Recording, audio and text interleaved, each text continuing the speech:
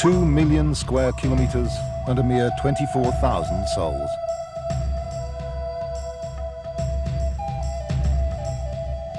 Over this waste of frozen sea and icebound land, there are no roads at all.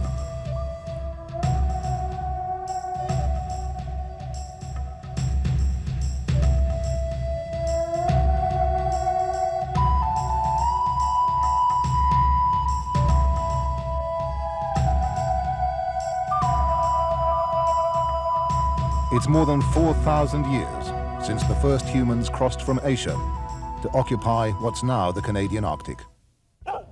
The little town of Coral Harbour on Southampton Island is a lot younger than that. It was constructed in the 1950s on the initiative of the white man's government in Ottawa. Long before that, says old Mikitok Bruce, there were people living here on Sallit, as the Inuit call the island. The Sallitmut had been here time out of mind. His grandparents used to visit them before Mikitok was born. In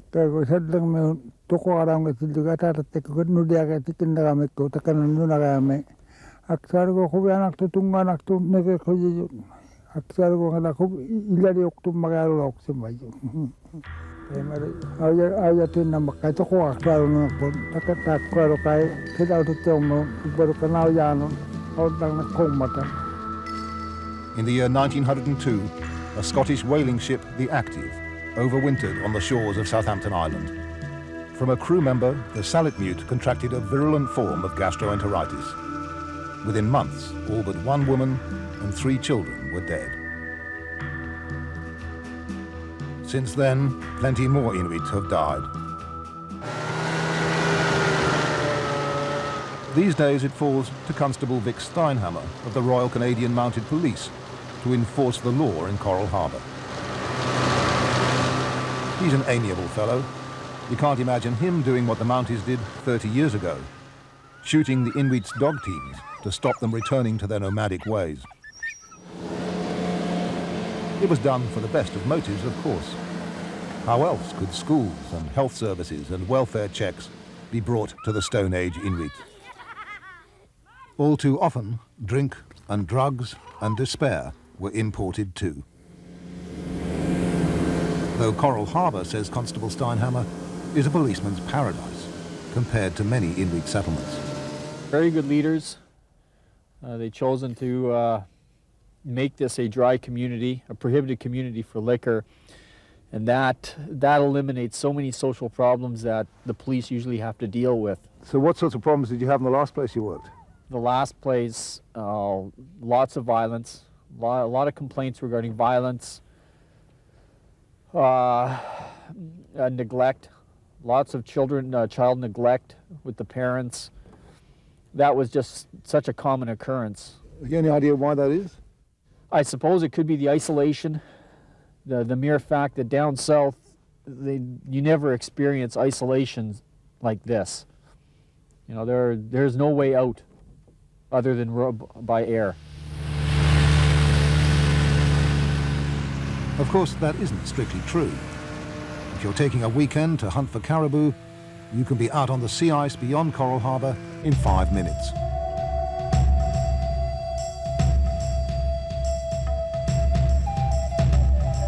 What Vic Steinhammer meant was that to European eyes, it's 5 minutes to the middle of nowhere. But that, says James Arvaluk, hunter, politician, and long-time champion of the idea of Nunavut, is just one example of how differently Europeans and Inuit see things. It's beautiful. It's really beautiful.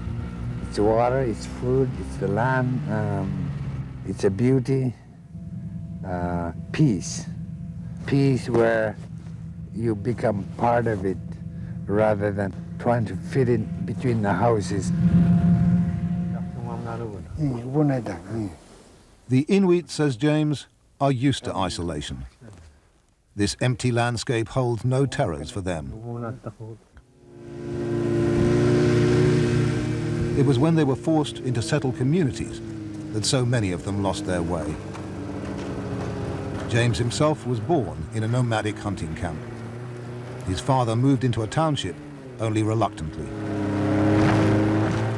My old man said 40 years ago that they will be increasing crime, or they will be increasing frustration and not being able to get along as well, because traditionally Inuit never knew how to live in the larger centers.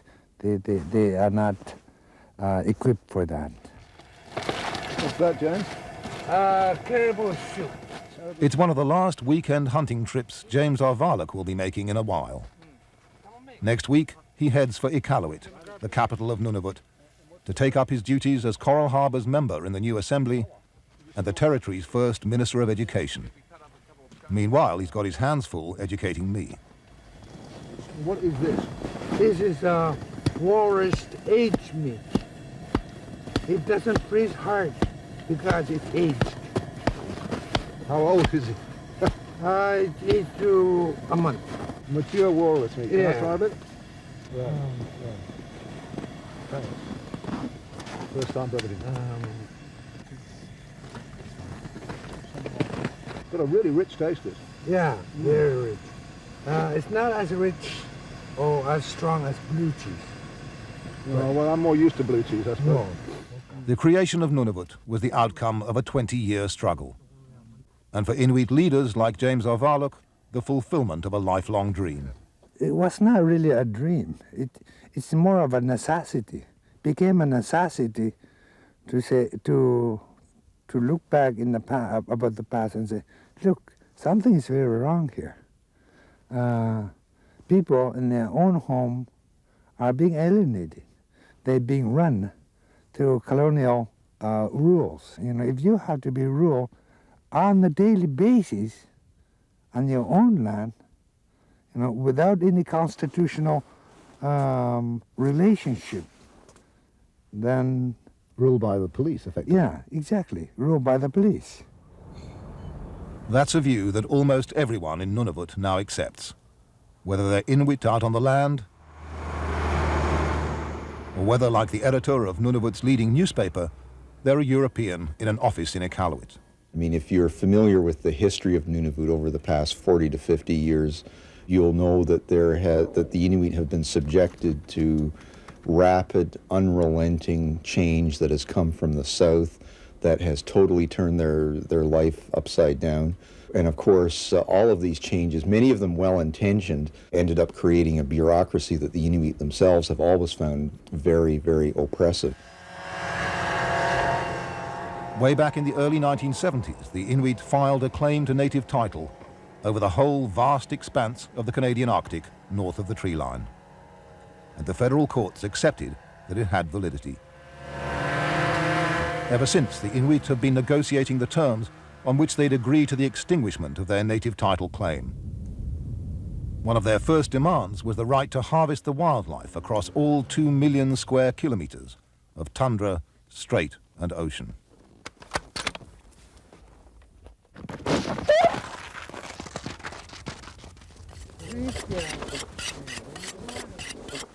In the pampered West, we get our meat butchered and wrapped on the supermarket shelf.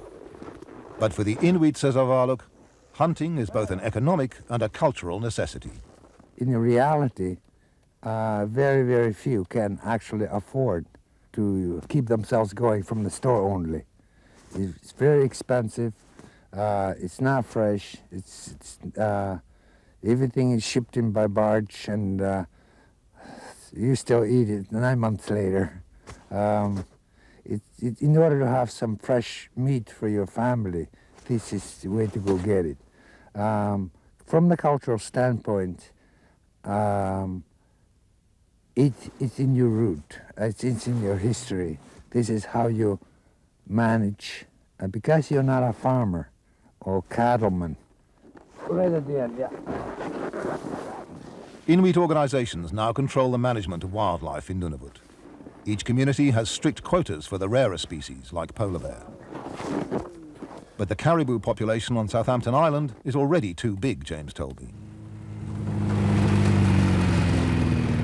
As for the Arctic foxes, fewer and fewer Inuit bother to lay trap lines anymore. At a mere $25 a pelt, it's not worth the trouble. and the fox population is almost out of control.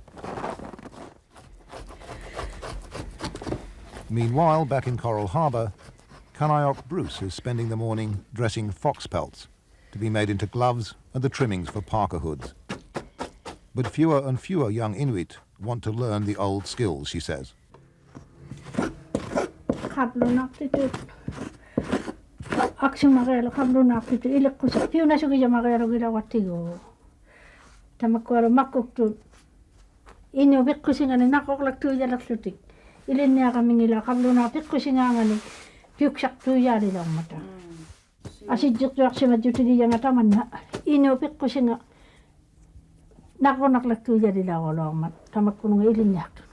Hi! Good morning, Vic. How's everybody?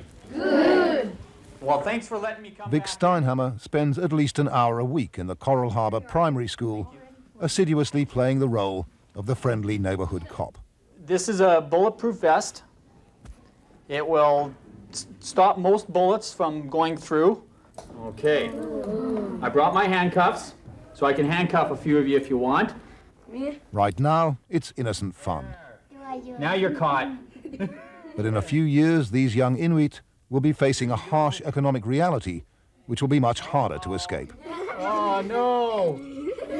We have Houdini here. Unemployment in some Arctic communities is as high as 60%. Oh, boy. Addiction and suicide rates, especially among young men, are soaring. Keep it in there. I know it's safe.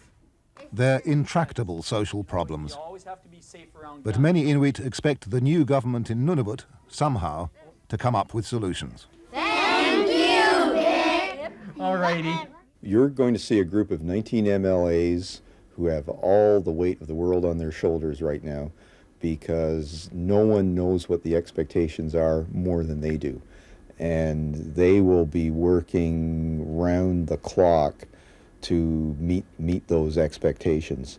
And they're going to fall short. They're going to make mistakes. They can't perform miracles. They're flawed human beings just like you and I. Even on their own home ground, James and his friends are not infallible.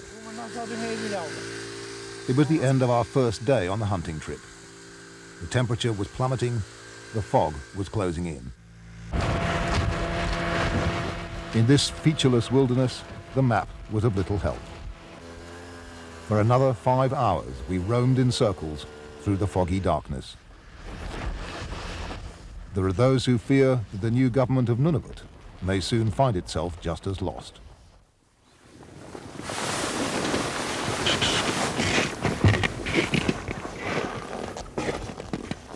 But things always look rosier in the morning. The bivouac had been thrown together by the light of a Coleman lamp. It hadn't been luxurious, but it had been surprisingly warm.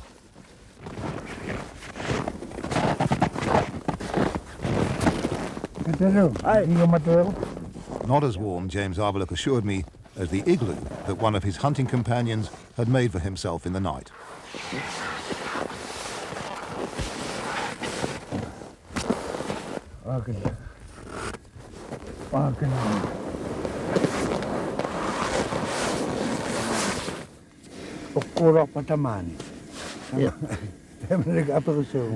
Iramai.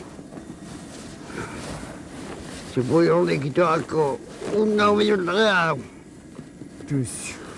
If a blizzard had sprung up, we might have been in trouble. But John Kataluk would have been snug and secure. Nothing modern technology has produced serves as well in the north as an Inuit snow house. But igloo building, says James, is a skill that must be learned and practiced. If you don't practice it, then it becomes difficult to build. So it's like anything else, like driving a car, you have to continue to apply it. So as Minister for Education of Nunavut, you're going to be making sure that igloo making's on the curriculum? Exactly, You will. exactly. This is a part of, because the school education, the whole purpose of education is survival. Survival in the society, survival in this world. And to live here, this is part of the survival. They should know that. But the minister knows that survival for Nunavut's next generation will require far more than maintaining traditional skills. A few hundred kilometers away on the mainland coast of Hudson Bay, the fuel for another summer's drilling for gold is trundling across the tundra.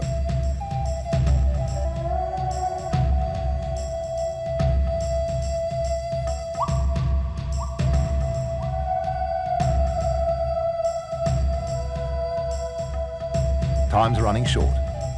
In a month or so, the snow will melt, exposing a fragile landscape of lake and peat bog. Not a single vehicle, wheeled or tracked, will be allowed to move across it then. The land belongs to the Inuit. The tanker belongs to a company that's used to harsh environments, but hotter ones. The Meliadine Gold Project is a major exploration by Australia's Western Mining Company. Logistics manager Jim Bernard is preparing the camp to receive 40 geologists, drillers and technicians. Mining royalties are the best hope Nunavut has to reduce its almost complete dependence on southern taxpayers. This year, Western Mining will decide whether full-scale production at Meliadine is viable. We're very optimistic that this is going to go all the way. We have outlined now, it's been just released, that we have 6.5 million ounces defined within the property in a very small area as well. So what does 6.5 million mean? Is that big? That means really good, yeah. That amount of gold in such a short period of time, and with the and very optimistic that we'll find more. But mining in the Arctic is an expensive enterprise, and commodity prices are low. Only 2 mines are currently in production, and Meliadine is one of only 4 exploratory projects that look promising. And even if Meliadine does get the green light, only a modest proportion of its least skilled jobs are likely to go to local Inuit. At this point, probably 20–25%, I guess, we'll be working as partners with the Inuit people to get people educated to where they can take on more of the, instead of just labor jobs. Education levels in Nunavut are way below the Canadian average. It will take another decade to overcome a dual legacy of the past. The school's low expectations of their Inuit pupils and Inuit parents' deep mistrust of the schools. In the early years, the experience that Inuit had with education was, this was a system that steals our children, teaches them a foreign language, alienates our children from us. We send them happy children and they come back embittered and abused. I mean, there's a lot of sexual abuse in the early schools too. This is a horrible system. We don't have anything to do with it. Nunavut's new Minister of Education, back from the hunt, can steam caribou ribs to perfection.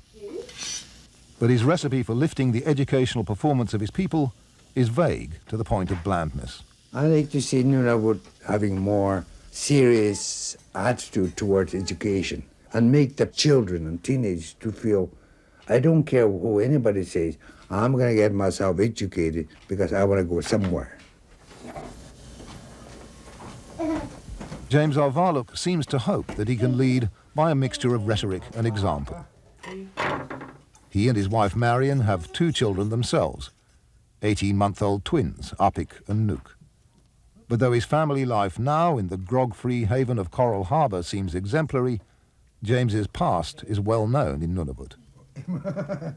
In the city of Yellowknife not long ago, he sexually assaulted 2 women during a drunken binge and did time in prison as a result. When we commit a crime and we also become victims.